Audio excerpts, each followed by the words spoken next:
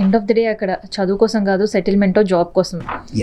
So మరి part time job opportunities, part time settle అయ్యే అవకాశం క్లియర్గా ఎక్స్ప్లెయిన్ చేస్తాను. బేసిక్గా ఏంటంటే ఇటలీలో వెళ్ళినాక ఒక 2-3 monthsలో ఖచ్చితంగా ప్రతి ఒక్కరికి పార్ట్ టైం జాబ్ అనేది ఈజీగా దొరుకుతుంది. అయితే లోకల్ లాంగ్వేజ్ ఇటాలియన్ ఏదైతే ఉందో అది ప్రతి యూనివర్సిటీ ఫస్ట్ 6 months వాళ్ళు ఫ్రీగా లాంగ్వేజ్ నేర్పుతారు.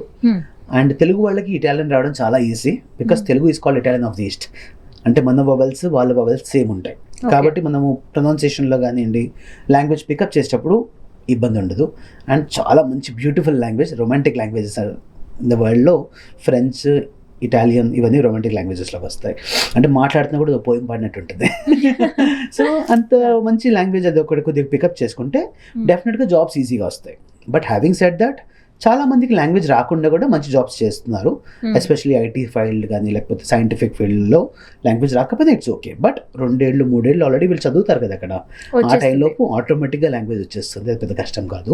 తర్వాత ఇక్కడ ఏంటంటే 2 years or 1 year 3 years of bachelors తర్వాత వీళ్ళకి 1 year స్టే బ్యాక్ ఆప్షన్ ఇస్తారు, పిక్ చేసుకోవాలి ఆటోనమల్ ఎవరు. ఈ 1 year స్టే బ్యాక్ ఆప్షన్లో వాళ్ళు ఏంటంటే చక్కగా అక్కడ వెళ్ళి అక్కడ ఉద్యోగాలు రకరకాల కంపెనీస్లో ఎక్కడైనా ట్రై చేయొచ్చు.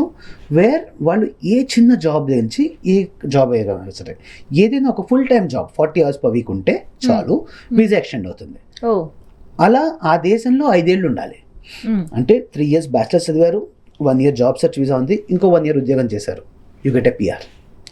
6th year you get a PR. అదే మాస్టర్స్ చేసినట్లయితే 2 years మాస్టర్స్ చేశారు, 1 year పోస్ట్ స్టడీ వర్క్, ఆ తర్వాత ఇంకో 2 years మీరు ఏ జాబ్ మీద అక్కడ వెలగబెట్టినా కూడా పిఆర్ వచ్చేస్తుంది. ఈజీ అయిపోయింది, చాలా ఈజియెస్ట్ పిఆర్ అనమాట. ఇప్పటివరకు ఇటలీకి వెళ్ళి నాకు వీసా ఎక్స్టెండ్ అవ్వలేదు అందుకోసం తిరిగి వచ్చాను అని నాకు ఇప్పటివరకు ఎవరు చెప్పలేదు. No complaint. ఎందుకంటే మన తెలుగు వాళ్ళకి చాలా మంది కంపెనీస్ ఉన్నాయి అండ్ అక్కడి నుంచి వాళ్ళు వర్క్ కాంట్రాక్ట్ ఈజీగా ఇష్యూ చేయడం, అది వాళ్ళకి అంటే ఏదో చిన్న హెల్పర్ జాబ్ చేసినా కూడా వర్క్ వీసా ఎక్స్టెండ్ అయిపోతుంది. సో అక్కడ ఏంటంటే యూఎస్ లాగా H1B లాటరీ పిక్ అవ్వాలి, ఆర్ కొన్ని కంట్రీస్లో లాగా ఇంత సంపాదించాలి, ఏ ఫీల్డ్లో చేయాలి, ఇలాంటి కండిషన్స్ లేవు కాబట్టి ఈజీగా they can find a job. So A job చేసినా కూడా బాగుంటుంది. తర్వాత ఇంకోటి ఏంటంటే ఈ వీసా కూడా మనకి 30 కంట్రీస్కి కామన్ వీసా ఇది, షెంజన్ వీసా అంటాము. So they have the flexibility of enjoying all the European countries at very affordable price and in fact making more money than actually working in India. అంటే ఇప్పుడు బీటెక్ అయిపోయాక కూడా వాళ్ళు ఇచ్చే సాలరీ ఎంత 6-7 lakhs package, ఆ scholarship రూపంలో అంతే వస్తుందిగా. కాబట్టి you actually can see yourself. కాకపోతే ఇక్కడ ఏంటంటే మనము ఆ డాక్యుమెంటేషన్ విషయంలో ప్రాపర్గా విదేశీ కౌన్సిల్ మేము గైడ్ చేస్తాము. దాని ప్రకారంగా పకడ్బందీగా డాక్యుమెంటేషన్ చేసుకొని మనకు ప్రాపర్ సోర్స్ ఆఫ్ ఇన్కమ్ ఉంది, ప్రాపర్ సోర్స్ ఆఫ్ ఫండ్స్ ఉన్నాయి అని ఒక్కటి మనం జాగ్రత్తగా తీసుకొని చేసుకోగలిగితే కనుక డెఫినెట్గా సక్సెస్ వస్తుంది.